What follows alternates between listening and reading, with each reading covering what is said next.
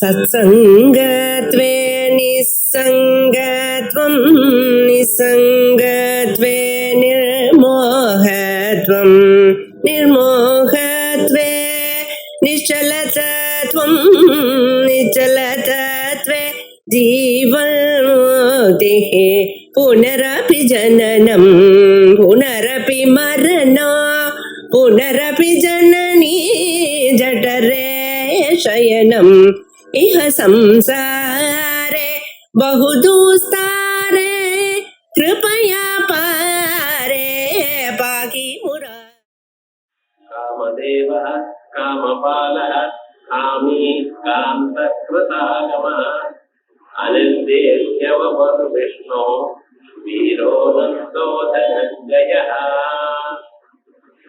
பகவானுடைய திவ்யமான நாமங்கள்ல 83வது ஸ்லோகம், 651வது நாம காமதேவஹாங்க. இதற்கு முன்னால கேசிவா கேசிகா ஹரிஹி, கேசி எனக்கூடியதான அரக்கரை கொன்னவர் ஆயார் பகவானுக்கு கேசிகான்னு பேர் வந்தது. ஹரிஹி அரபி பாபானி துஷ்ட சித்தை ரபிஸ்மிருதா, கெட்ட எண்ணம் உள்ளவனா இருந்த போதிலும் யார நினைத்த மாத்திரத்தினால எல்லா பாபங்களும் அடியுடன் போகிறதோ அப்படிப்பட்டவருக்கு அறியுது. அவர் மனசுல இருக்கிற எல்லா பாபத்தையும் அடியோட அழித்து விடுறார். வெறும் பாபத்தை மட்டும் அழிக்கிறாரோ, பாபத்துக்கு மூல காரணமா இருக்கிற வாசனையும் அழித்து விடுறார். சாதாரணமாக பிராயச்சித்த கர்மாக்கள் பண்ணினோமையானால் பாபம் போகும். ஆனா மறுபடியும் அந்த பாபத்தை பண்ணாமல் இருக்க முடியுமாங்கிறது சொல்ல முடியாது. அந்த பாபங்களை மறுபடியும் பண்ணிக்கொண்டே இருப்பான். ஏன்னா அந்த பழைய வாசனை இருக்கோ இல்லையோ அதே போல. ஆனா இங்க எப்படி அப்படின்னு பகவான் நினைச்சால் அதனால அந்த வாசனையும் ஒன்று, அவனுக்கு நல்ல எண்ணங்களே உண்டாகும். ஆகையால் மறுபடியும் அந்த பாபத்தை பண்ண மாட்டான். அதனால சமூகமாக சகேதுகமாக சம்சாரத்தை நாசம் பண்ணுகிறார். சம்சாரத்துக்கு காரணம் என்ன? அஜ்ஞானம். அதனால்தான் அஜ்ஞானத்தேதோ பிரகாராய ஆத்மைகத்வ வித்யா பிரதிபத்தையே சர்வே வேதாந்தா ஆரம்பியது அப்படின்னு எல்லா வேதாந்தங்களும் இந்த சம்சாரத்துக்கு மூல காரணமா இருக்கக்கூடியதான அறியாமையை போக்குவதற்காக வந்தன அப்படிங்கிறார் பாஷ்யக்காரர் அத்தியாச பாஷ்யத்து. ஆகையால் அந்த பிரம்மத்தை நாம் அறியாமல் இருக்கோம். பார்த்தா ஏன் அறியல? நமக்கு வெளி விஷயத்துல ஆசை இருக்கு, வேணும்னு நம்ம போகல. ஆனால் நம்ம மனசு மட்டும் வெளிநோக்கி சிருஷ்டிக்கப்பட்டிருக்கு. புலன்கள் எல்லாமும் மனசெல்லாமும் வெளிநோக்கித்தான் சிருஷ்டிக்கப்பட்டிருக்கு. புறந்தண்டிலிருந்து வெளிநோக்கித்தான் பார்க்கிறோம், உள்ளூர பார்க்கிறதில்லை. உள்ளூர என்ன நடக்கிறது, நம் இதயத்துல என்ன இருக்குன்னு தெரியல. தெரியாம இருக்கிறதுக்கு காரணம் என்ன? இந்த புலன்கள்லாம் அப்படி சிருஷ்டிக்கப்பட்டிருப்பதனால். இதான் கட்டோபனிடம் சொல்லும் பொழுது பராந்திகானி வியதிரணஸ்வயம் தஸ்மாத் பராங் பத்யதி நாந்தராத்மன்.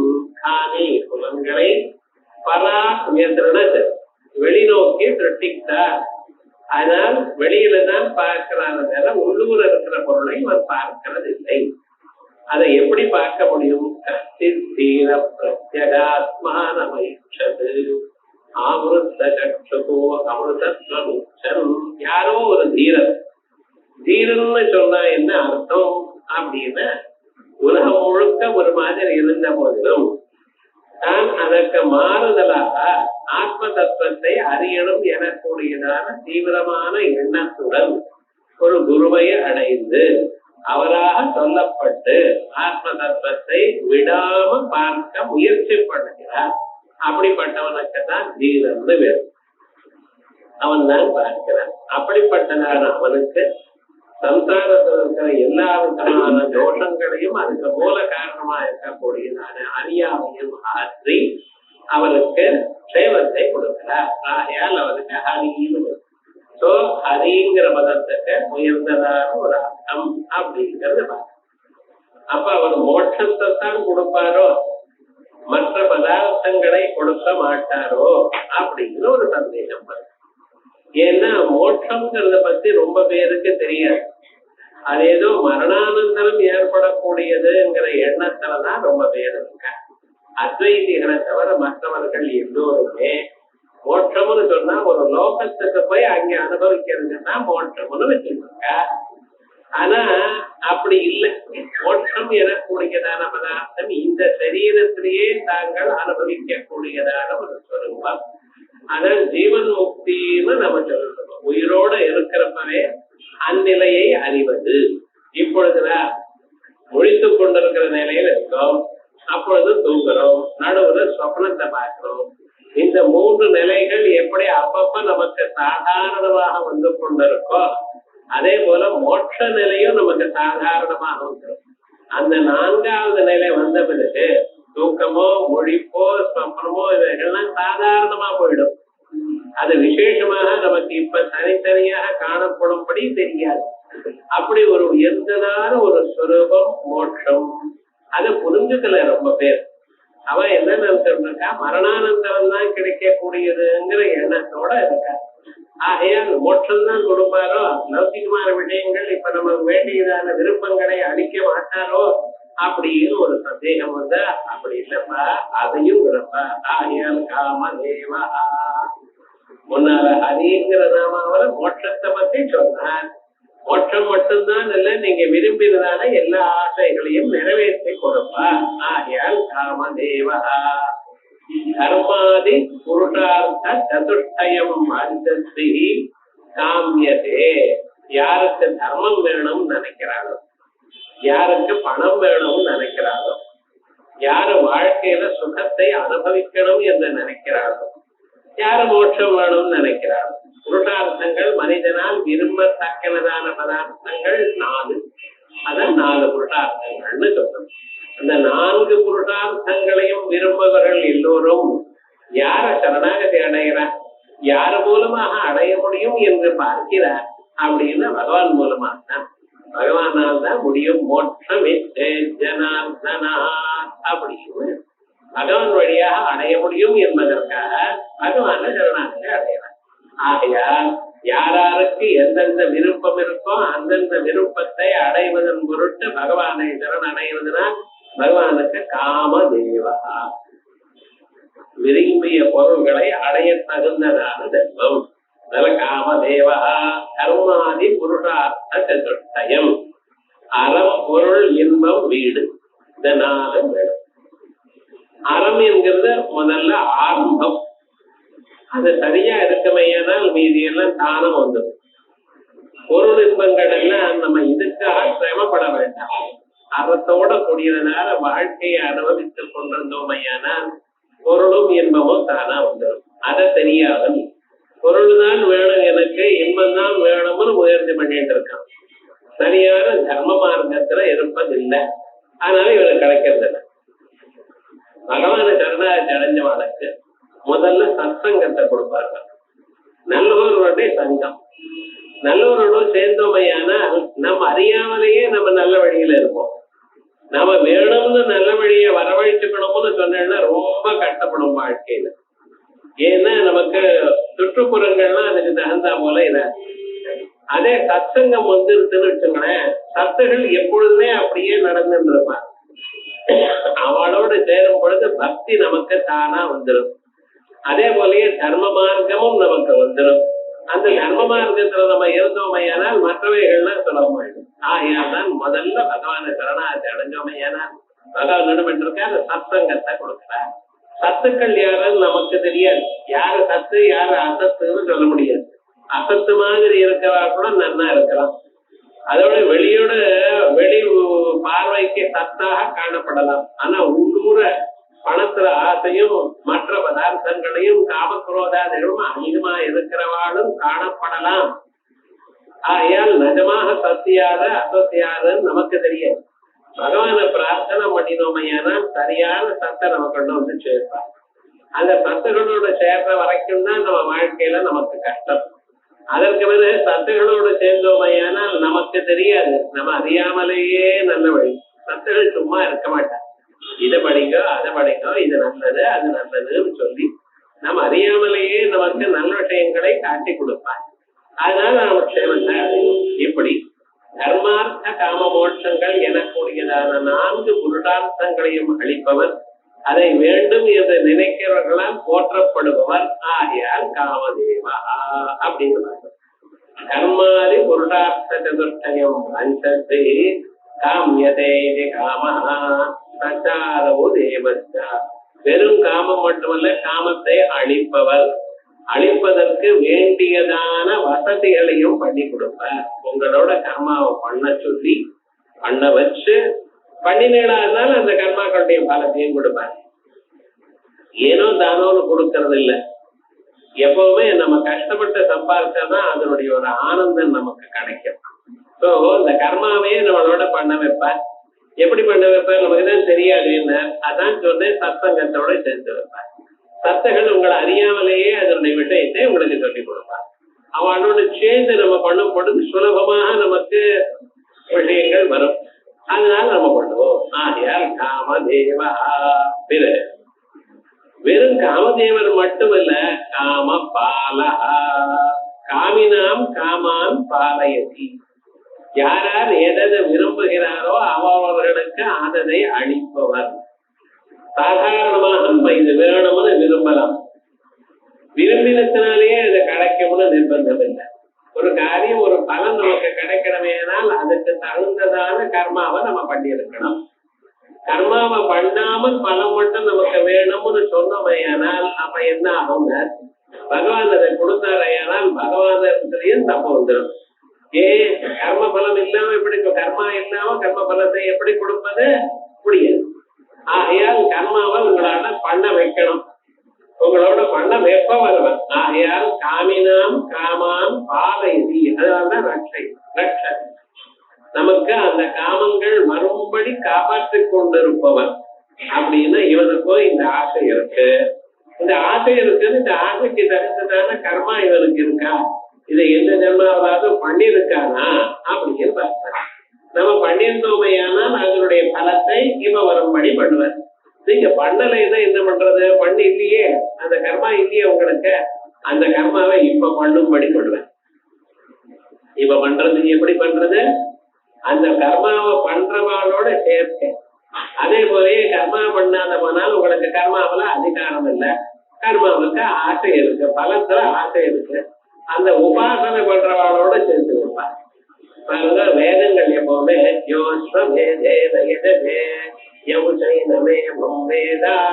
அப்படின்னு அஸ்வமேத யாகம் பண்ணேன்னா பிரம்மலோகம்.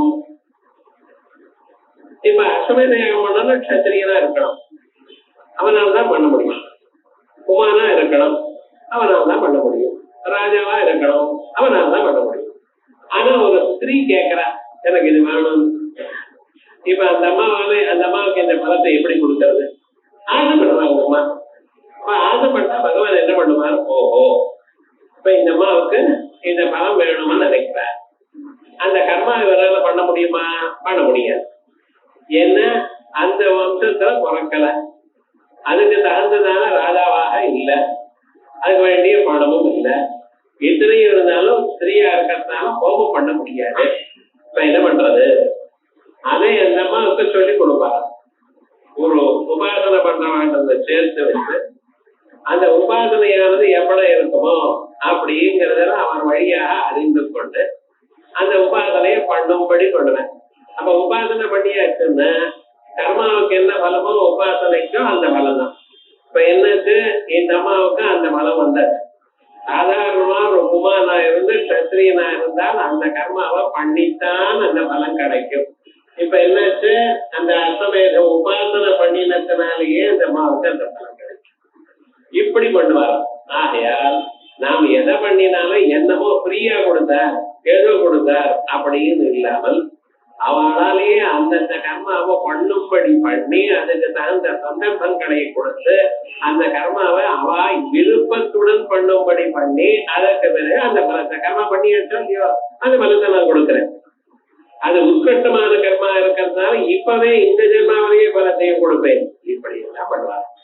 ஏன் பகவானுக்கு என்ன பேரு? காமபாலா, காமத்தை பாலிக்கிறவர், பாலனம் பண்றதுன்னு ரட்சிப்பவர். அவ எப்ப யாரு வேணும்னு நினைக்கிறாளோ அவனுக்கு அந்த பலத்தை வரும்படி காப்பாற்றுபவர். ஆகையால் காமதேவ காமபாலா. அதற்கு பிறகு காமி, பகவானுடைய பூர்ணமான ஒரு பெயர் ஸ்வரூபத்துல அவருக்கு காமின்னு பேர். பூர்ண காமஸ்வபாவத்வா காமி. லோகத்துல நம்ம என்ன பண்ணிட்டு இருக்கோம்? ஆசைப்படுறவர் அப்படின்னு நம்ம நினைச்சிருக்கோம். ஆசைப்படுபவர் எப்பொழுதுமே பூர்ணமானவர் இல்லை. எனக்கு இது வேணும் என்று நான் கேட்டேனையானால் அப்பொழுது நான் பூர்ணனாக இல்லை. ஏதோ என்னிடத்துல குறை இருப்பதனால தானே அந்த குறையை போக்குவதற்காக நான் இன்னொன்னை அடையணும் என்று ஆசைப்படுகிறேன். அந்த குறை உள்ளவன் தான் ஆசைப்படுவான். என்கிட்ட எந்த பொருள் இல்லையோ அந்த பொருளை வேணும்னு ஆசைப்படுறவன். அப்ப என்ன அர்த்தம்? அந்த எப்ப ஆசைப்படுகிறானோ அப்பொழுது அவனிடத்துல அந்த பொருள் இல்லையேன்னு அர்த்தம். தன்னிடத்திலே இருந்து ஆசைப்படுவானோ? ஆசைப்பட மாட்டான். ஆனா பகவான் ஆகையால் லோகத்துல எவ்வளவு யாருமே ஆசைப்பட்டானே என்றால் அவனிடத்துல அது இல்லை. ஆகையால் அவன் பூர்ணன் இல்லை அப்படின்னு தெரியாது. ஆகையால் காமியா இருக்கிறவன் பூர்ணனாக இல்லை. அவன் இன்னும் அபூர்ணனா இருக்கான். இது வேணும் அது வேணும் என்று கருதி கொண்டு இருக்கிறார். ஆனா பகவான் இடத்துல என்ன விசேஷம் தெரியுமா? பரிபூர்ணமான ஸ்வரூபமா இருக்க, எல்லா ஆசைகளையும் அடைந்தவராக இருக்க. ஆப்த காமஹா, ஆத்ம காமஹா, அகாமஹா, அடையப்பட்டதான எல்லா ஆசைகளையும் உடையவராக இருக்கார். அதனால் வேற எதையும் ஆசைப்படுவதில்லை, தன்னை மட்டும்தான் ஆசைப்படுகிறார். தான் அழியணும்னு ஆசைப்பட யாரும் ஆசைப்பட மாட்டானோ இல்லையோ? அவர் என்ன ஆசைப்பட்டிருக்கார்? ஆத்மாவை தான் ஆசைப்பட்டிருக்கார். அந்த ஆத்மா அவரிடத்திலேயே இருக்கு. ஆகையால் அவருக்கு என்ன வேணும்? அகாமஹா. சரியா? இந்த அகாமஹா தான் பூர்ண காமஹா, ஆப்த காமஹா. எல்லா ஆசைகளையும் அடைந்தவராக இருக்க. அவரால் அடைய வேண்டியதான ஆசை ஒன்றும் இல்லை, அடைய வேண்டியதான ஒரு பொருள் ஒன்றும் இல்லை. இந்த அத்தனை 17 பவனங்கள்ல என்னென்ன பொருள்கள் இருக்கோ அத்தனை பொருள்களும் அவனுக்கு சேர்ந்தது, சர்வமும் அவருக்கு சேர்ந்தது. அதுக்கு தகுந்ததான அறிவும் இருக்கு. பொருள் இருக்க சார் நம்ம மாத்திரம் இந்த பொருள் இருக்கு நமக்கு தெரியலேன்னு வச்சுங்களேன், அது இருந்து என்ன பிரயோஜனம்? அவருக்கு அப்படி இல்லை. எங்க இருக்கு, எப்படி இருக்கு, எப்ப நினைச்சா எல்லாத்தையும் எடுக்க முடியும். அப்படிப்பட்டதான அறிவோடு இருக்காது. என்னென்ன ஆசைகள் இருந்தோ எல்லாமும் நிறைவேற்றிக் கொள்ளத்தக்கதான ஸ்வரூபமும் அவர் இடத்துல இருக்கு. ஆகையால் அவர் எப்பொழுதும் பூர்ணமா இருக்கார். பூர்ணமத பூர்ணமிதம் பூர்ணா பூர்ணமுதச்யதே பூர்ணமாதாய பூர்ணமேவாவசிஷ்யதே அப்படின்னு பூர்ணமான ஒரு ஸ்வரூபத்திலேயே இருக்கார். ஆகையால் பூர்ணமான காமம் அவருக்கு இருக்கிறதுனால அவருக்கு அடைய வேண்டியதான ஆசைப்பட வேண்டியதான பொருள் வேற ஒண்ணும் இல்லை. அதனால பூர்ணஸ்வரூபமா இருக்கிறதுனால அவருக்கு என்ன பேரு? காமி. இப்ப பார்க்கணும், சில பதங்கள்லாம் நமக்கு மேலோட பார்த்தா வேற ஒரு அர்த்தத்தை கொடுக்கறது, ஊனி கவனித்து பார்த்தா அதுக்கு மாறாக. இப்ப காமகோட்டின்னு ஒரு அர்த்தம், ஒரு பதம் பார்த்துருக்கு. காமகோட்டின்னு என்ன அர்த்தம் வச்சுட்டு இருக்கா? கோட்டி காமங்களை பூர்த்தி பண்ணுவான். ஏன் அதுக்கு மேல ஒரு காமத்தை பூர்த்தி பண்ண மாட்டாளோ? காமகோட்டை காமாட்சிங்கிற காமகோட்டின்னு 1 கோடி காமங்களை பூர்த்தி பண்ணுவாடா? அதுக்கு மேல 1+ இருந்ததுன்னா நோ அப்படின்னு வரலாம். இல்ல சார், அது அர்த்தம் இல்லை. கோட்டின்னா கோடின்னு அர்த்தம், முடிவுன்னு அர்த்தம். எந்த அம்பாளை ஸ்தோத்திரம் பண்ணீங்கன்னா அவங்க ஆசைகளுக்கெல்லாம் முடிவு ஏற்படுகிறதோ அந்த சொல்லும். காமங்கள்லாம் இங்க வந்தப்புறம் முடிஞ்சு போயிடும்.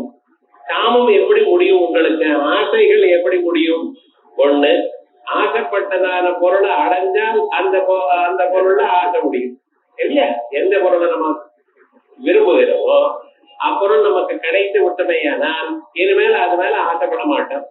ஆசை நிறைவேறினால் இனிமேல ஆசை வராது.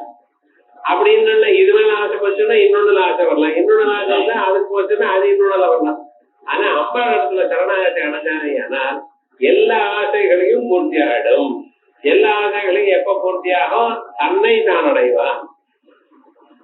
காமகோட்டின்னு என்ன அர்த்தம்? ஞானதாயினி, ஞான பிரசூனா அப்படின்னு அர்த்தம். ஞானம் எனக்கூடியதான ஒரு முளைக்கிறது உங்களுக்கு.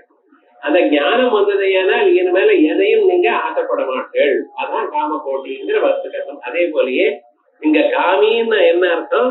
எல்லா காமங்களையும் அடைந்தவர், அவரால் விரும்ப வேண்டியதான விரும்பத்தக்கிறதான பொருள் இல்லாதவர் அப்படின்னு அர்த்தம். ஆகையால் பூர்ண காமஸ்வபாவத்வாத் காமி. அதுக்கு பிறகு காந்தஹா. இந்த காந்தஹாங்கிற பதமானது லோகத்துல எப்படி உபயோகிக்கிறோம்? மிக அழகானவர், எல்லோரையும் அட்ராக்ட் பண்றவர் அப்படிங்கிற அர்த்தத்துல சொல்லிட்டோம். அபிரூபதமம் தேகம் வன்னு மகன்னு காந்தா, எல்லோராலையும் விரும்பத்தக்கிறதான ஒரு சரீரத்தை உடையவர். இதான் காந்தம்னு. காந்தான்னு கூட ஸ்திரீகள் பேர் வச்சுக்கிறாங்க. இந்த காந்தம்னு சொன்னா தமிழ்ல அயற்காந்தம்னு ஒண்ணு, மேக்னெட். அந்த மேக்னெட் என்ன பண்றது? எல்லாவற்றையும் இரும்பெல்லாம் தன்னிடத்துல இழுத்துக்கிறது.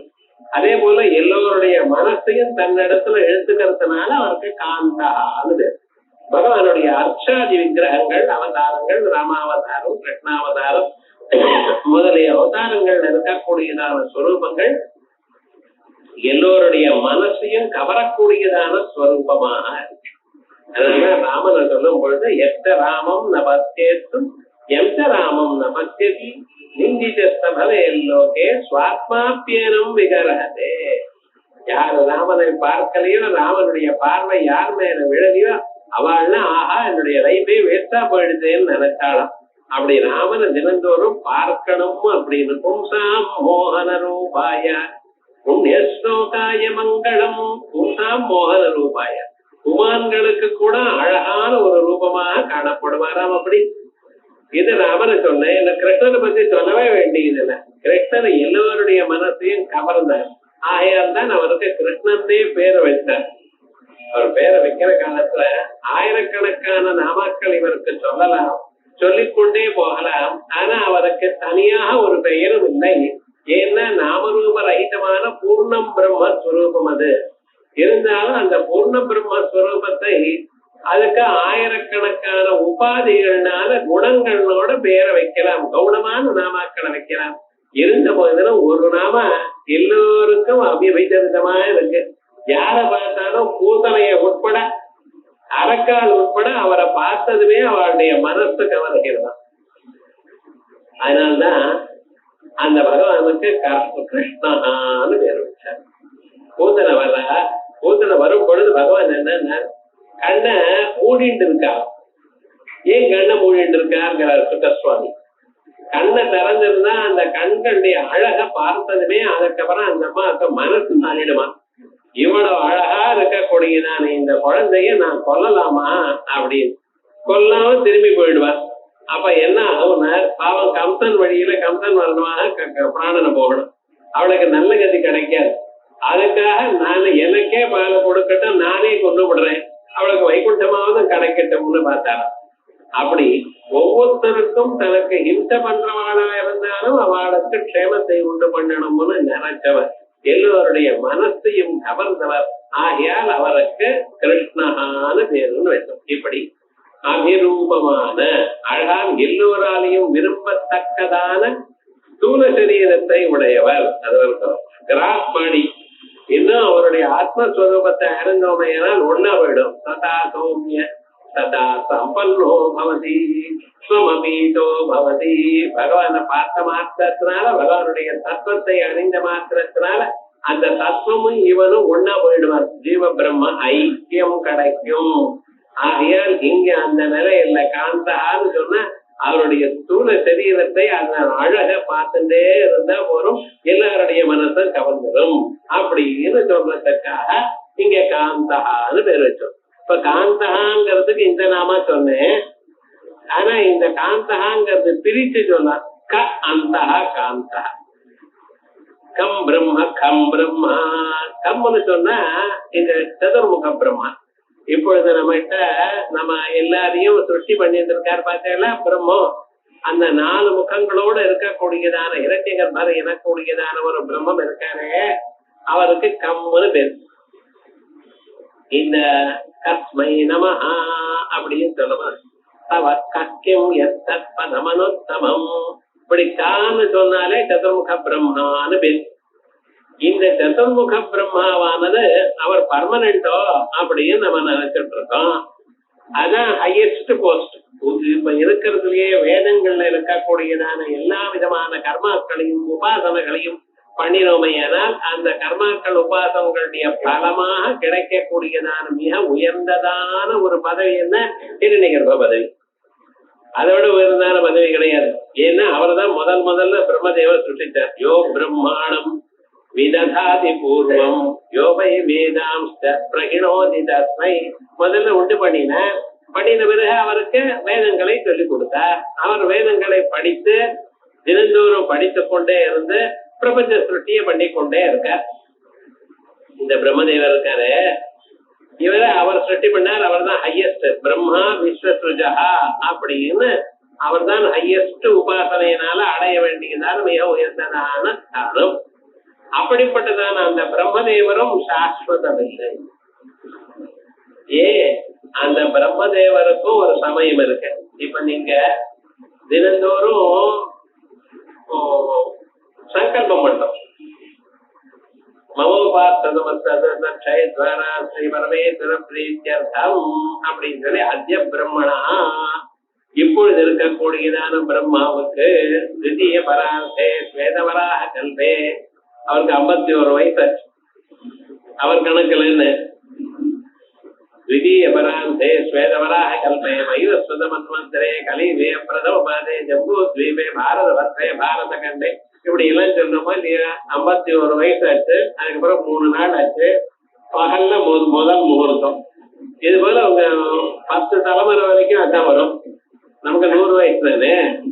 அவ்வளவு நிதானம் அவர் கடியாரம் அவ்வளவு ஸ்லோவா போயிட்டு இருக்கு. இப்படிப்பட்டவர் ஏன்னா கலியுகத்துக்கு 4 லட்சம் வருஷம் ஆகணும். அதுக்கப்புறம் தான் கலியுகம் முடியும். அதுக்கப்புறம் தான் இந்த பிரம்மதேவர் தன்னுடைய பதவியை பெற்றவர். இப்ப விவகாரம் அது வரைக்கும் அவர் அங்க இருக்க போறார். அவர் இந்த பதவியை விட்ட பிறகு அவர் எங்கே போறார்? பிரம்மதேவரோட சுத்த பிரம்மத்தோட ஒன்னா போயிடுவார். சோ இந்த பிரம்மாவானவர் எந்த சுத்த பிரம்மத்தோட ஒன்னா ஆகிறாரோ அந்த பிரம்மமானது மகாவிஷ்ணு. இப்ப விவகாரம் என்ன சொல்றோம்? கம் எனக்கூடியதான பிரஜாபதி எங்கு அந்தத்தை அடைகிறாரோ அவர் காந்தர். காந்தகான்னு சொன்னா என்ன அர்த்தம்? நிகில பிரபஞ்சங்களும் யாரிடத்துல ஒடுங்குகிறதோ வா எதோ வா இமா நிபூதா நிஜாயந்தே ஏ நஜாதா நிஜீவந்தி யத்ரயந்தி அவிதம் விசந்தி தத்விஜ்ஞாசஸ்வ தத் பிரம்மா. அந்த ஸ்வரூபத்தை இங்கே சொல்றார் பாருங்க. த்விபரார்த்தாந்தே. இப்பொழுது நம்ம பிரதம பரார்த்தே அப்படின்னு சொன்னேன்னு அந்த த்விபரார்த்தாந்தே 2 பரார்த்தங்கள் முடிந்த பிறகு கஸ்ய பிரம்மணா. கஸ்யனா பிரம்மணான்னு அர்த்தம். காங்கிற பதத்துக்கு பிரம்மான்னு அர்த்தம். கஸ்ய பிரம்மணா அபி அவருக்கும் அந்த முடிவானது அஸ்மாத் இவரிடத்துல இருக்கு. ஆகையால் கடைசியில இந்த அவருடைய 100 வயசும் ஆன பிறகு 100 வயசுன்னா அவருக்கு எப்படின்னா இப்ப நம்ம ஒவ்வொரு யுகம் கிருத யுகம், திரேதா யுகம், துவாபர யுகம், கலியுகம் அப்படின்னு 4 யுகங்களை அனுபவிக்கிறோம். இந்த 4 யுகங்கள் மாதிரி 72 கலியுகங்கள் ஆகணும். இப்படி ஆச்சுன்னா ஒரு மன்வந்தரமாகும். அதுக்கப்புறம் இப்ப வையஸ்வத மன்வந்தரம் நடக்கிறது. அதுக்கப்புறம் சாவரணிக்க மனு ஒருவர். அது போல அவர் 72 யுகங்கள். இப்படி 14 மனுக்கள் ஆகணும். 14 மனுக்கள் ஆன பிறகுதான் இந்த பிரம்மதேவருக்கு அபாடா முடியும். ஞாபகம் வச்சுக்கோங்க. அவ்வளவு நாள் பிரம்மதேவரா இருக்க போற. ஆனா அந்த முடிஞ்ச பிறகு அந்த பிரம்மதேவர் எங்க மகாவிஷ்ணுல உண்ணா போயிடவர. அவருடைய நாபியிலிருந்து வந்து ஒரு தாமரை, அந்த தாமரையில உட்கார்ந்துட்டு இருக்கார். கடைசி என்ன பண்ணுவார்? அந்த தாமரை தோண்டு வழியாகவே அவருக்குள்ள போய் சேர்ந்துருவார். அதான் சொல்றது விபரார்த்தாந்தே 2 பரார்த்தங்கள் ஆன பிறகு கஸ்ய பிரம்மணா அபி அந்த அஸ்மாத் முடிவு இவரிடத்துல இருக்கு என்பதற்காக காந்தா. இதை நம்ம தெரிஞ்சுக்கணும். இதுல என்ன ஒரு விசேஷம்னா, எவ்வளவு பெரியதான பொருள் இருந்தாலும் அது பிரம்மத்தை விட வேறாக இருக்குமே. ஆனால் ஒரு நாள் பிரம்மத்துக்குள்ள வைத்தார வேண்டியதுதான். பிரம்மம் ஒண்ணு, திருக்ஸ்வரூபம் ஒண்ணுதான் சத்தியம். மற்ற பதார்த்தங்கள் எதுவா இருந்தாலும் எவ்வளவு உயர்ந்ததான நிலையை பெற்றிருந்தாலும் போய் சேர, அவரோடு போய் சேர வேண்டியது. ஆகையால் மனுஷியாளுக்கெல்லாம் டர்மினஸ் மோட்சம். அந்த பிரம்மத்தோட ஒண்ணு. அது இந்த ஜென்மாவிலேயே நம்ம அடையலாமோ இல்லையோ, இது ஒரு சான்ஸ் இருக்கேன். மீதி பிறவையில கிடையாது. இந்த பிறவியில் அடையலாம். இந்த பிறவியில ஆண்களுக்குத்தான் உண்டா, வேதாத்தியனம் பண்ணினவர்களுக்குத்தான் உண்டா, மற்றவர்களுக்கு இல்லையான்னு கேட்கப்படாது. சத்யோயோ தேவானாம் பிரத்யபுத்தியதா, தேவதைகளுக்கு நடுவுல இதை அறிந்து கொண்டாலோ, ததா ரிஷிகணாம், ரிஷிகளுக்குள்ள இருக்கிறவர் இதை அறிந்து கொண்டாலோ, ததா மனுஷியானாம், மனிதனாக இருக்கிறவன் இதை அறிந்து கொண்டாலோ. மனிதன் ஆணும் பெண்ணும் வயசானவரும் சின்ன பொண்ணு எல்லாருக்கும் உண்டோ இல்லையா? மனிதன் தானே, யார் மனிதனோ அவ அமையலாம். அப்படி எல்லோருக்கும் சர்வ சகஜமா இருக்கு. அதை ஞாபகம் வச்சுக்கணும். விருதுரனுக்கு மோட்சம் உண்டு. விருதுரர் அவர் வேற குலத்துல வந்தால் இப்படி எல்லாம் கேட்கப்படாது. எல்லோருக்கும். ஆனா என்னென்ன, அவாளுக்கு ஒரு வழி இருக்கு. சிரவண மனன நிதித்தியாசனங்கள், உபநிடத்துகளை கேட்டுக்கொண்டு, இதிகாச புராணங்களை கேட்டுக்கொண்டு அதன் வழியாக வருவாயானால் நிச்சயமாக இந்த ஞானம் வரும். ஞானம் வந்த பிறகு யாராலையும் மோட்சத்தை தடுக்க முடியாது. ஞானம் வருவதற்கு முன்னால் எப்படி சார் ஞானத்தை அடையிறது? குருவட்ட போங்க, கத்துங்க, சிரவணம் பண்ணுங்க, மன்னம் பண்ணுங்க, இவைகள்லாம் சொல்லுவோம். ஆனா ஞானம் வந்த பிறகு யாராலையும் தடுக்க முடியாது மோட்சத்தை. ஆகையால் அப்படிப்பட்டதான ஒரு சொரூபம் ஒரு இடத்துல இருக்கிறதுனால காந்தஹா. இப்ப காந்தஹாங்கிற நாம எவ்வளவு உயர்ந்ததான நாமான்னு தெரியுது அல்லவா? அதற்கு பிறகு கிருதாகமஹா. இப்ப நீங்க காந்தஹான்னு சொல்லிவிட்டு, இந்த காந்தனா பிரம்மதேவரானவர் எப்படி பரமேஷ்டி இடத்துல ஒன்றாக போகிறாரோ அப்படி எல்லோராலையும் ஒன்றாக போகலாம் என்று நினைக்கிறேன் என்று சொன்னேன். இத பாக்கலாம். நமக்கு அப்பப்போ ஒரு ப்ராப்ளம் வருது. எனக்கு மோட்சம் வருமா? ஏன் உங்களுக்கு நான் தான் சொன்னேன், எல்லா மனுஷர்களுக்கும் வரும்னு ஸ்ருதி சொல்றது சார் அப்படின்னா, சார் நமக்கு இதுவே கிடைக்கலையே சார், எல்லாருக்கும் கிடைக்கக்கூடியதான பாக்கியமே எனக்கு கிடைக்கலையே கேட்கிறான். எல்லாருக்கும் பல்லு நன்னா இருக்கு, எனக்கு மட்டும் பல்லு சொத்தையா இருக்குங்கிறான். இதனால மோட்சம் வராது போயிடுமா? எல்லாரும் நல்லா பாக்குறாரு சார், எனக்கு மட்டும்தான் நடக்க முடியலைங்கிறான். ஏதோ இவனை வச்சுட்டு ஏதோ அவருக்கு ஒரு தப்பு இருக்கிறதாலே ஒரு குறைச்சல் இருக்கா போலையும், அந்த குறைச்சல் தான் பண்ணின பாவத்தினால வரா போலையும் இவனே கருதுகிறான். ஞாபகம் பாபம் இல்லைன்னு யாரும் சொன்னாரு. எல்லோருக்கும் பாபம் இருக்கு, எல்லோருக்கும் புண்ணியமும் உண்டு. உபாபியாமேவ மனுஷ்ய லோகம். புண்ணியமும் பாபமும் சேர்ந்து இருக்கிறதுனால தான் மனிதனாக தாங்கள் பிறந்திருக்கு. ஆனா இந்த புண்ணிய பாபங்களை எல்லாவற்றையும் நீங்க ஒத்தரால் தான் அழித்து கொள்ள முடியும். இவைகளுக்கு அப்பாற்பட்டதான நிலை, புண்ணிய பாபங்களுக்கு அடுத்ததான ஒரு நிலை அபகதமா மாவிதரோ விமர்சியோ, அந்நிலையை உங்களால் தான் அடைய முடியும். ஆகையால் உங்களால அடைய முடியும்னா அதுக்கு தக்கதான வழி நீங்க பண்ணிக்கொள்ளலாம். சத்சங்கத்தை வச்சுட்டு குருமுகமாக கருணாதேசத்தை பண்ணி புண்ணிய பாபங்களை நாசம் பண்ணி அதற்கு பிறகு உயர்ந்ததான அந்த நிலையை நாம் அடையலாம். ஆகையால் இப்படிப்பட்டதான ஒரு நிலை நமக்கு இருக்கும் பொழுது அத ஜனங்கள் என்ன நினைக்கிறான், எனக்கு அது சரியில்லை, இது சரியில்லை, எனக்கு எங்கே கிடைக்க போறது, இப்படியும் வாழ்ந்துட்டு கடைசியில மரண சந்தர்ப்பத்தில் அவனே அழறான். இத்தனை 80 வயசு 90 வயசு வாழ்ந்தேனே, ஒருத்தருக்கு நல்லது பண்ணலையேன்னு அந்த சமயத்துல நினைச்சிருந்த பிரயோஜனம். மரண சந்தர்ப்பத்துல இவகம் பாப பரமகமி, ஏன் பாபத்தை பண்ணினேனோ அப்படின்னு நினைச்ச பிரயோஜனம் இல்லை. ஒவ்வொரு கடமும் நாம் நல்லதே பண்ணி வழங்கி கொள்ளணும். முடிஞ்சா இப்பவும் யாருக்கும் சகாயம் பண்ணுங்க. இல்லைன்னா பகவன் நாமாவை சொல்லிக் கொண்டே இருக்கமே. எத்தனையோ நாமாக்கள் இருக்கு, உங்களுக்கு எது பிடிக்கிறதோ அதை சொல்லுங்க. எந்த மந்திரம் சித்தமா இருக்கோ அந்த மந்திரத்தை ஜபிச்சுட்டு இருக்கோம். ராமநாமாவை சொல்லிட்டு இருக்கோம், ஹரிநாமாவை சொல்லிட்டு இருக்கேன். ஏதோ ஒண்ணு நல்லது சொல்லிக் கொண்டே இருக்கலாம். இந்த நல்லதையே சொல்லிக் கொண்டிருந்தோமே ஆனால் நாம் அப்பப்பொழுது தெரியாமல் பண்ணக்கூடியதான பாபங்கள் கூட அழிஞ்சு போயிடும். தெரியாம பாபம் பண்ணிட்டு தான் இருக்கோம். அந்த பாபங்கள்லாம் அப்பப்ப போறதுக்காக வழி பார்த்துட்டே இருந்தா சுத்தமா இருக்கலாமோ இல்லையா? அதையும் பண்ணலாம். ஆகையால் மனுஷர்களுக்கெல்லாம் இப்படிப்பட்டதான ஒரு குறை இருந்து கொண்டே இருக்கும். அந்த குறையானது இவனா கல்பித்துக் கொண்டது. எல்லோருக்கும் தான் குறை இருக்கு. ஆனா இவனுக்கு இருக்கிற குறை தான் ரொம்ப உயர்ந்ததான குறையாட்டம். அதனாலதான் இவன் ரொம்ப கஷ்டப்படுறான் போலையும், பகவான் இவனை மட்டும் ஒரு மாதிரி தப்பா படைச்ச மாதிரியும் இவனை கருதுகிறான். பகவான் உங்களுக்கு ஒரு ஆப்பர்ச்சுனிட்டி கொடுத்திருக்க. இதோ இந்த அழகான ஒரு சரீரத்தை கொடுத்தேன், ஒரு மானிட பிறவியை கொடுத்தேன், இதுல நீ முன்னுக்கு வரலாமே, ஏதோ ஒரு வழியாக முன்னுக்கு வரலாமே அப்படின்னு கொடுத்த பிறகு நம்மளுக்கு பரங்களாக நாம நினைச்சிட்டு அப்படி போயிட்டு இருக்கோம். இப்ப என்ன பண்ற, எல்லோருக்கும் ஒரு உயர்ந்ததான ஒரு வழியை கொண்டு கொடுத்திருக்க. என்ன வழி? பகவானை அடையறதுக்கு வழி. பகவானை எப்படி அடைய முடியும்? பகவானை அடையறதுக்கு நேர ஒரு வழி இருக்கு. சக்கனி ராஜ மார்க்கமும் என்னதுன்னு ஒரே ஒரு மார்க்கம் தான், பகவானை கேட்கறது, பகவத் தத்துவத்தை அறிவது, அதையே நினைப்பது, அதையே தியானம் பண்ணி இருப்பது. அப்படி கொண்டு இருந்தவையானா இந்த சிரவண மனன நிதித்தியாசனங்கள்னா நமக்கு மோட்சம் நிச்சயமா அறிவு வரும், மோட்சத்தை அடைந்தார். இது அழகான வழி. ஆனா இந்த வழியானது நாமே படிச்சு கொள்ள முடியாது. சிரவணம் தான் சொல்லியிருக்காரு, பட்டணம்னு சொல்றது. புத்தகத்தை பார்த்து படிச்சுக்கோ, டவுன்லோடிங் அப்படின்னு சொல்றது. இப்ப எல்லாருக்கும் இது ஒரு பைத்தியம் முடிச்சு போயிருக்கு. இன்டர்நெட்ல இருந்து ஏதோ பண்றான், அவன் ஒழுங்கா போட்டிருந்தா இது ஒழுங்கா இருக்கும். அவனே தப்பு தப்பா போட்டிருந்தானேன்னா அதை போட்டு என்ன வர போறது? அப்படியும் நேரா படிச்சாலும் அது புரியுமா? புரியும்.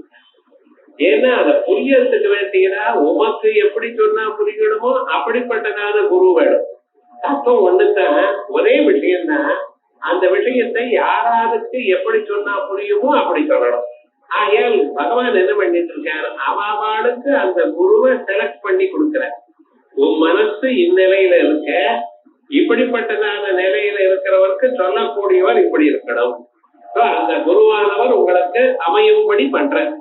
குரு அமைஞ்ச மட்டும் போராது, அவர் சொல்லக்கூடியதான வார்த்தையில அவர் வந்து விட்டாரு. ஏமயா குருணா வாச சரத்யஞ்சோ மகாநவம். எல்லா குருவும் ஒரே புத்தகத்தை தான் படிக்கிறார் சார். நீங்க ஒரே உபநிடத்தை தான் படிக்கிறேன். ஒருத்தர் சொல்ற மாதிரி ஒருத்தர் சொல்றது இருக்க.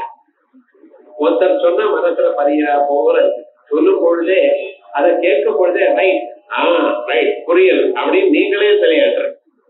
இன்னொருத்தர் சொன்னா என்ன பிராணம் வாங்குறது அப்படி சொல்லுவாங்க. ஒரே விஷயம் தான், புத்தகத்துல இருக்கிறது தான்.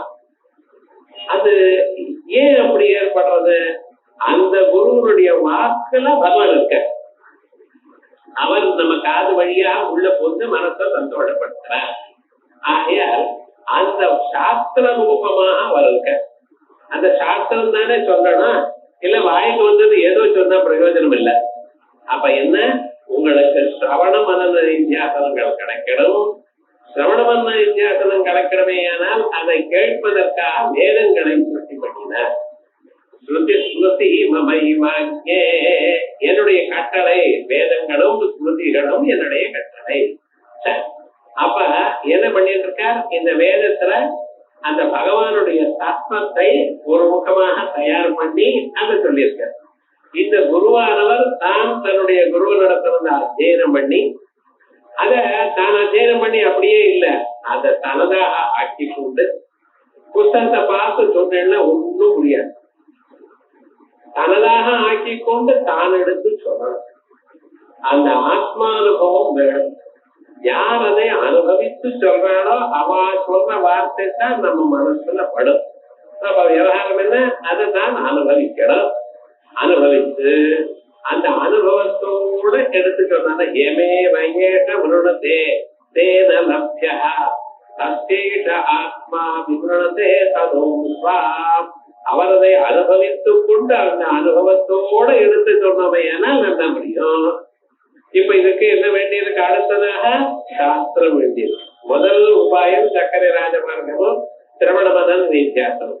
அந்த சிரவணம் நம்ம பண்ணணுமையானால் ஏதோ என்னதையோ சிரவணம் வாய்க்கு வந்து சிரவணம் இல்ல, சாஸ்திர சிரவணமா இருக்கணும். இந்த சாஸ்திர சிரவணம் என்ன பண்றது உங்களுக்கு? அதை நம்ம கேட்க கேட்க ரெண்டு காரியங்களை பண்றோம். ஒண்ணு, மனசுல இருக்கக்கூடியதான அந்நிய சம்ஸ்காரங்களை நீக்குகிறது, நல்ல சம்ஸ்காரத்தை உண்டு பண்றது. அது புரிகிற பரியந்தம். புரிஞ்ச பிறகு அந்த சாஸ்திரம் நமக்கு நமதான் ஆயிடுறது. இந்த சாஸ்திரமானது கேட்க கேட்க நீங்க வெறுமன உட்கார்ந்து இருந்தாலும் வீட்டுல இதே ஞாபகம் வரும். ஓஹோ இது வந்திருக்கு அது வந்திருக்கு, ஏதாவது ஒரு ஹிந்து பேப்பர் படிச்சாலும் இதை சொன்னாரு, இந்த ஐடியா தான் வரும். அப்ப அதான் மனநம்னு. மனநம்னா மனசு எப்பொழுதும் ஏதோ விதமாக அதை நினைத்து கொண்டிருக்கு. இப்ப என்னாச்சு, சாஸ்திரம். இந்த சாஸ்திரமானது குருமுகமாக நம்ம அறிகிறோம். அதுக்காக சாஸ்திரம் வேணும். சாஸ்திரம் வேணுமையானால் அந்த சாஸ்திரத்தை நாம் குருமுகமாக அறிவதற்கு நமக்கு என்ன சார் வேணும்? எல்லாரும் அறியதானே. ஆமா, கால பிறகு 1000 காரியக்கிறவருக்கு வந்து கேட்கறதாக்கும். இல்ல, அவ்வளவு சுலபமா கேட்க முடியுமா? கேட்க முடியும். அப்ப உங்க மனசை கவரணும். கவர்றதுக்கு உங்க மனசுல கவரக்கூடியதான ஒரு சக்தி வரணும். அதுதான் சித்த சுத்தின்னு. ஒரு மனுஷனுக்கு இதை கேட்கணும் எனக்கூடியதான ஆசை வரணும்.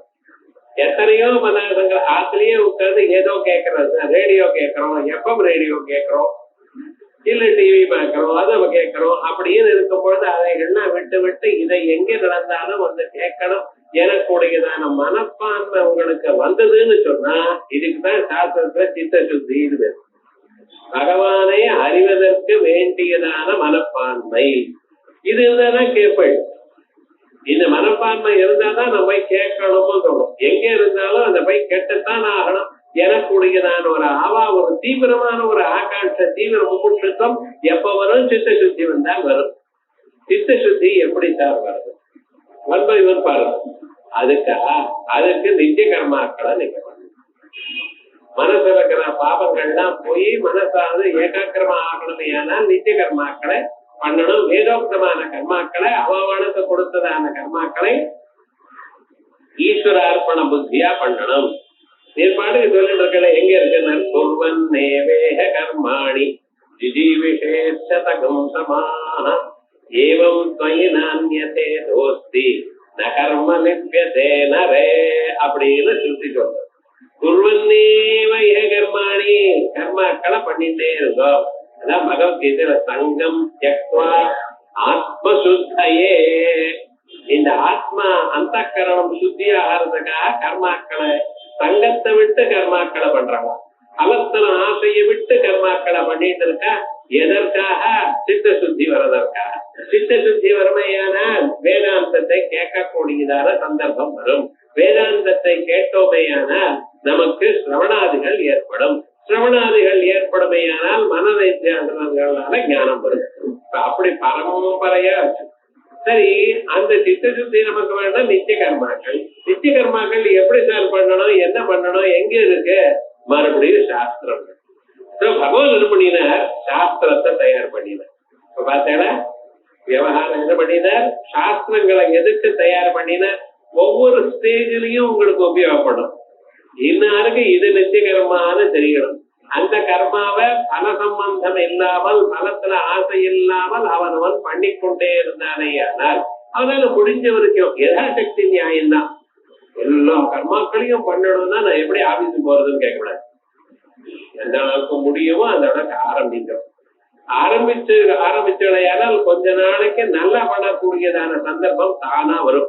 வெறுமே ஒண்ணுமே இல்லாம ஒரு ஆரம்பம்னு பண்ணிவிட்டு இடையானால் அதுக்கப்புறம் பகவான் பார்த்துப்பார் அது எப்படி கரெக்டா பண்ணுவாரோ. நியூனம் சப்பூர்ணதாம் யாந்தி சத்யோ வந்தேத மச்சுதம். நம்ம ஏதோ விதமாக பண்ணினாலும் அது பூர்ணமாக பண்ணினதான பலமானது நமக்கு கிடைக்கும் அவருடைய அருளால். அப்ப என்னாச்சு? நித்திய கர்மா பண்றேன். நித்திய கர்மா பண்ணினால சித்த சுத்தி வந்தது. சித்த சுத்தி வந்ததுனால வேதாந்தத்தை கேட்கணும்னு எனக்குரியதான மனப்பான்மை வந்தது. வேதாந்தத்தை கேட்கணும்னு ரொம்ப பேர் நினைக்கிறான். ஆனா சொல்றவா யாரும் இல்லை. ஏதோ மദ്രാஸ்ல இருந்தா இருக்கிறதே தவிர இப்படி தஞ்சாவூர் திருச்சி அப்படி எல்லாம் போய் பாருங்க, யாரும் கிடையாது. வேதாந்தமா அப்படின்னு என்ன சார் அப்படின்னு கேட்பாங்க. எந்த ஊர்லயும் கிடையாது. அது சொல்றவா கிடையாது. அப்படி சொன்ன பிறகும் அது நமக்கு புரியுதா போல இருக்கணும். என்னமோ ஏதோ சொன்னார்னா என்ன அர்த்தம்? வேதாந்தம்னு புத்தகத்தை வச்சு ஊர்ல இருக்கிற கதையெல்லாம் சொன்னாலும் புரியாது. அப்ப விவகாரம் என்னன்னா அதை புரியும்படி அதை புரிந்த பிறகு அது நம்ம மனசுல கேட்டு கேட்டு கேட்டு நம்ம மனசு தானா அதுல ஒடுங்கணும். மனசு சாந்தி அடையணும். சாந்தி அடைஞ்சதுமே ஆனால் அந்த நிதித்தியாசனத்தினால மோட்சம் வரும்.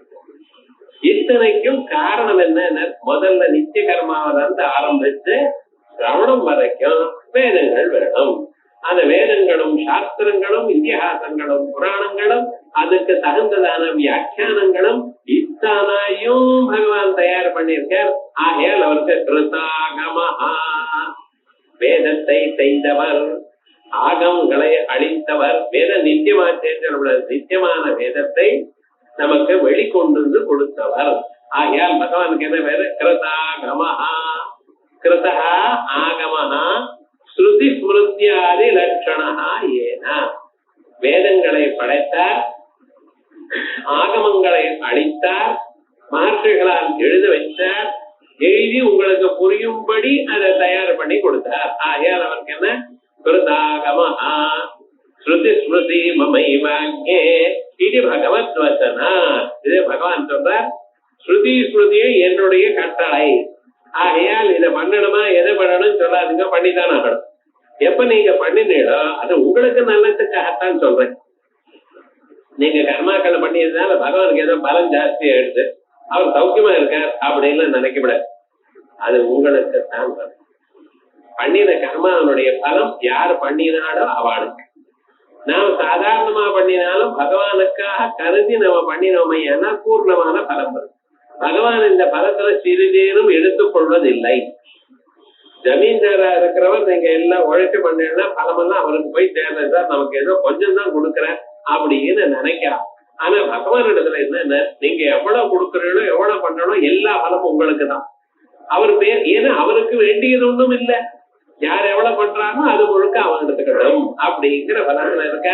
ஆகையால் கிருதாகமஹா ஸ்ருதி ஸ்மிருதி மமைவாக்யே இது பகவத் வசனா. வேதா சாஸ்திராணி விஜானம் ஏதத் சர்வம் ஜனார்தனா இதி வக்ஷ்யதி. மேல போய் இதே விஷ்ணு சஹஸ்ரநாமத்துல பலஸ்ருதின்னு ஒண்ணு இருக்கு.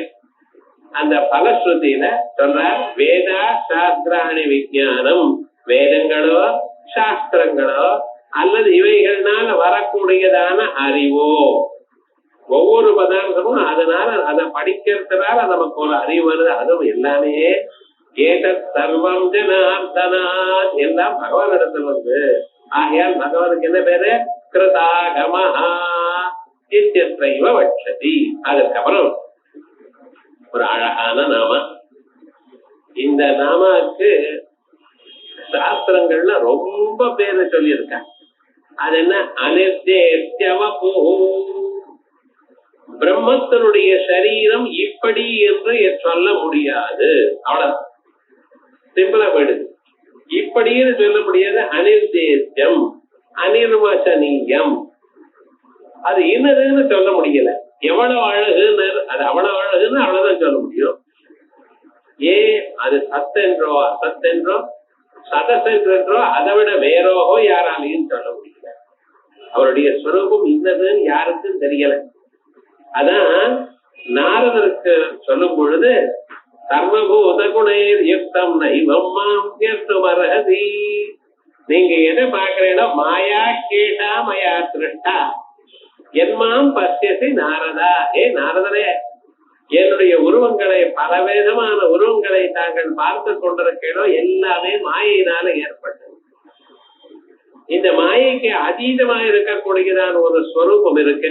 யஸ்மாட்சரமதீதோஹம் அக்ஷராதபிதோத்தமஹ அகோஸ்மி லோகே வேதேத பிரசித புருஷோத்தமஹ. பகவானுக்கு புருஷோத்தமன்னு பேர். ஏன்னா இந்த உலகத்துல இருக்கக்கூடியதான அழகுகள்ல ஒரு இடத்துல சேர்த்து வச்சோடையானால் அதுக்கு மூல காரணமாக அக்ஷரமும் அதுக்கும் அப்பாற்பட்டதாக இருக்கிற ஒரு பரமாத்மா. பார்த்தேன், க்ஷரத்துக்கெல்லாம் அப்பாற்பட்டவர் அக்ஷரம், அக்ஷரத்தை விட அப்பாற்பட்டவர் அவன். ஆகையால் அவருக்கு என்ன? புருஷோத்தமஹா, உத்தமஹா, புருஷர்களுக்குள்ள எல்லாரை விட உயர்ந்தவர். மகா லாவண்ய சேவதி சர்வ லட்சண லட்சண்யோ லட்சுமிவந்தமி திஞ்சய. அவருடைய ஸ்வரூபம் என்னது என்று பார்க்கல. விஸ்மயாவிஷ்டம். அர்ஜுனன் அந்த பகவானுடைய விஸ்வரூபத்தை கண்டு இது இவ்வளவுதானா, இதை விட வேற இருக்குமா நினைச்சவர் பார்த்து கொண்டே இருக்கான். மேலும் மேலும் பார்க்க புதுசு புதுசாக காணப்பட்டு கொண்டே இருக்கு. என்னால தாங்க முடியல. நான் மட்டும் இல்ல, மனுஷர்கள் எத்தனையோ பேர், தேவதைகள் எத்தனையோ பேர் அந்த ஸ்வரூபத்தை பார்த்து ஆச்சரியப்பட்டு கொண்டிருக்கான். சில பேர் பயப்படுறான், சில பேர் வியப்படைஞ்சான், சில பேர் வேற விதமா அருவருப்பா இருக்கு. இந்த உருவம் இன்னது என்று சொல்ல முடியலேங்கிறான். தீரனான அர்ஜுனன் ஏதோ சாதாரணமா நம்ம மாதிரி இல்ல. ஒரு தீரனா யுத்தங்கள்லாம் பண்ணி தபசு பண்ணி பரமேஸ்வரன் பாசுபதாஸ்திரத்தையும் அடையக்கூடியதான அடைந்ததான அந்த அர்ஜுனனே நடுங்கினான் என்று சொல்லுமே. ஆனால் அப்பொழுது அந்த உருவம் எப்படி இருக்கணும் யாராலையும் சொல்ல முடியாது. அதனால்தான் பகவானுக்கு நசத்தே பகவானுடைய ஸ்வரூபம் ஞானத்தை சொல்லும் பொழுது கஷேத்திராத்தியாயத்துல பகவான் யாருன்னு முதல்ல ஞானத்தை சொல்றேன். ஞானம்னு நம்ம என்ன சொல்றோம், சத்தியம் ஞானம் அனந்தம் பிரம்மா இதான் சொல்லுவாரோன்னு பார்த்தேன். அது இல்லையா, அமானித்வமதம் நித்வம் அஹிம்சாட்சாத்தி ராஜ்யம் ஆச்சாரியோபாசனம் சௌச்சம் தைரியமாத்ம நிகிரஹ இந்திரியார்த்தேஷ வைராக்கியம் அனஹங்கார ஏவச ஜன்ம மிருத்யு ஜரா வியாதி துக்க தோஷானுதர்சனம் அபக்திரபேஷ்வங்கா புத்திரதாரகா இப்படி வரிசையை லிஸ்ட் கொடுத்துட்டே இருக்கு. இப்படியே பகவானை பத்தி ஒண்ணுமே சொல்லலையே அப்படின்னு கேட்டா இது ஞான சாதனம் அப்பா, ஞானம் இல்லைட்டு என்ன சொல்றேன் நான், ஞானம் சொல்றது ஏதஞானம் இது புரோக்தம் அஜானம் எதோன்யதா. இதுதான் ஞானம்னு பேருன்னு வேற சொல்லிட்டே. அப்ப ஒண்ணு புரியலையே எனக்கு, என்னை பத்தி தான் சொல்லியிருக்கேன் அப்படின்னா இத பண்ணிட்டே இருந்தா அதுக்கப்புறம் ஞானம் வரும்பாங்க. சரி, ஞானம் வரும். ஞானம்னா என்னதுன்னு அதுவா நசத்தன்னா அது சத்தம் இல்ல அசத்தம் இல்லை. சத்தம் இல்ல அசத்தம் இல்லை, அதான் அனிர்வச்சனீயம்னு சொல்றது. அனிர்வாட்சத்துக்கு லட்சணம் என்ன, இது சத்தென்றோ இது அசத்தென்றோ குறிக்க முடியாதது. சத்துக்கு அப்பாற்பட்டது, அசத்துக்கு அப்பாற்பட்டது, சதசத்தாக இல்லாத அது உயர்ந்ததான ஒரு தத்துவம். ஆகையால் பகவானுடைய சொரூபத்தை நம்ம பார்க்க முடியாது. நம்ம புத்திக்கு அப்பாற்பட்டது, புத்தியால் அறியக்கூடியது அல்ல. புத்திக்கு அறியும் தன்மையை அளிப்பவர். புத்தியால் அறியக்கூடியதான பொருள் புத்தியை விட கம்மியா இருக்கணும். புத்திக்கு அறிவை கொடுக்கக்கூடியதான பொருள் புத்தியை விட வசதி. அதை எப்படி அறியலாம்? பிரதிபோத விதிதம் மதம் அமிர்தத்துவம் விந்ததே. ஒவ்வொரு எண்ணமும் நம்ம மனசுல உண்டாகிறதல்லவா, அந்த எண்ணம் உண்டாகும் பொழுது அந்தந்த எண்ணத்திலேயே பிரகாசித்துக் கொண்டிருக்க எண்ணங்களினால் காணப்படுகின்ற அந்த உள்ள அந்த தத்துவம் இருப்பதனால் எனக்கு எண்ணம் உண்டாது. தத்துவம் இல்லைன்னா எண்ணம் உண்டாகாது. எண்ணம் உண்டாகாத நிலையிலேயே தத்துவம் இருக்கு. பார்க்கணும், எண்ணங்கள் ஒரு எண்ணம் உண்டாகுது, இன்னொரு எண்ணம் உண்டாகுது, நடுவில் தத்துவம் இல்லையா, அங்கேயும் இருக்கு. அதான் போதம் போதம் பிரதிநிதிதம், அறிவறிவினால் இருப்பதாக காணப்பட்டதான ஒரு ஸ்வரூபம். ஒவ்வொரு அறிவினாலையும் அறிவு வருவதனால் ஓஹோ அறிவுக்குள்ள அவர் இருக்கிறார் இப்படின்னு அறியணும் நம்ம. அது சக்ரத் வித்யுத்தம். ஒரு தரம் அந்த ஸ்வரூபத்தை பார்த்து அதுக்கு ஒரு ருச்சி கண்ட போது மனசை அதையே சுத்தி கொண்டிருக்கும். அப்படிப்பட்டதான உயர்ந்ததான ஒரு ஸ்வரூபம். அவருடைய ஸ்வரூபம் கருப்பா இருக்காரா, வெளுப்பா இருக்காரா, நீளமா இருக்காரா, குட்டையா இருக்காரா, இது ஒண்ணு சொல்ல முடியும். ஆனா ஒண்ணு, அதை திரும்பி பார்த்தேனால் ஒரு தரம் உங்களுக்கு தோணி செய்யனால் இருமேல சதா விபாதம் உள்ளூர தோடிக்கொண்டே இருக்கும். ஆனந்த ரசானுபவம் உங்களுக்கு. நீங்க ரசத்தை வேணும்னு பார்க்கப்படாது, ரசத்தை நீங்க ஆசைப்படப்படாது. ஆனா உள்ளூர் அந்த ஆனந்த ரசம் இருந்து கொண்டே இருக்க. புங்கானுபவம் அப்படி மேலும் மேல பூங்கின்ற அந்த ஆனந்தம் எப்பொழுதும் இருக்கும். வாழ்க்கையில வரக்கூடியதான ஏற்ற தாழ்வுகளோ சுக துக்கங்களோ உங்களை இனிமேல எதுவும் பாதிக்காது. அப்படி ஒரு ஆனந்தமான ஒரு நிலையிலேயே அவன் மதங்கி கிடப்பான். அப்படிப்பட்டதான ஸ்வரூபமால் அனிர்தே ஜபபு. இப்படி மகர்ஷிகள் எல்லாம் எத்தனையோ ஜென்மாக்கள் அந்த ஸ்வரூபத்தை அனுபவித்து அங்கேயே அப்படியே ரசித்துக் கொண்டிருந்தா. ஆகையால் அவருடைய ஸ்வரூபம் என்ன, இன்னது என்று சொல்ல முடியாததான வடிவத்தை உள்ளவர். அழகர் அப்படின்னு, அழகர், சுந்தர விக்கிரகர், சுந்தர ஜாமாதா, இப்படி எல்லாம் பேர் அந்தந்த ஊர்ல வச்சுக்கிறார். இந்த அழகர்னு சொன்னது, இந்த அழகுன்னு சொன்னா அது அழகு எப்படி, கருப்பா இருந்த அழகு வெளுப்பா இருக்கிற அழகுன்னு சொல்ல முடியுமா? என்னதுன்னு சொல்ல முடியாது. ஆனா என்னென்ன அது ஏதோ ஒரு குணம் அது பார்த்த மாத்திரத்தினால எல்லோருடைய மனசும் கவரப்படுகிறது. ஆகையால் ஒரு அழகு. அப்படிப்பட்டதான பகவானுடைய சுரூபம் என்ன? அனிர்தேஸ்ய வபுஹு. இந்த அனிர்தேஸ்ய வபுஹுன்னு சொன்னதுனால்தான் விஷ்ணு இதம் தது ஈதிருஷம் வா இது நிர்திஷ்டம். இதுதான் அது என்றோ இப்படித்தான் இருக்கு என்றோ நிர்தேஷ்டும் என்ன சக்கியதே யாராலையும் சொல்ல முடியாது. ஆகையால் 1000 நாமாக்கள் சொல்லட்டும் அல்லது 10,000 நாமாக்கள் சொல்லட்டும், யாராலையும் பிரம்மதேவரே வரட்டும் அல்லது வேற யார ஆதிசேஷன் வரட்டும், பகவானுடைய அழகையும் அவனுடைய ஸ்வரூபத்தையும் யாராலையும் சொல்ல முடியாது. யதோமாச்சோ நிவர்த்தந்தே அப்ராப்ய மனசா சஹா. வாக்குக்கும் மனசுக்கும் எட்டாததான வடிவம். இது என்ன பார்க்கணும். ஆகையால் ஆயிரக்கணக்கானவர்கள் நீங்களும் சொல்லிட்டே இருக்கணும், நாங்களும் கேட்டுட்டே இருக்கோம். என்னடா என்ன புரியல.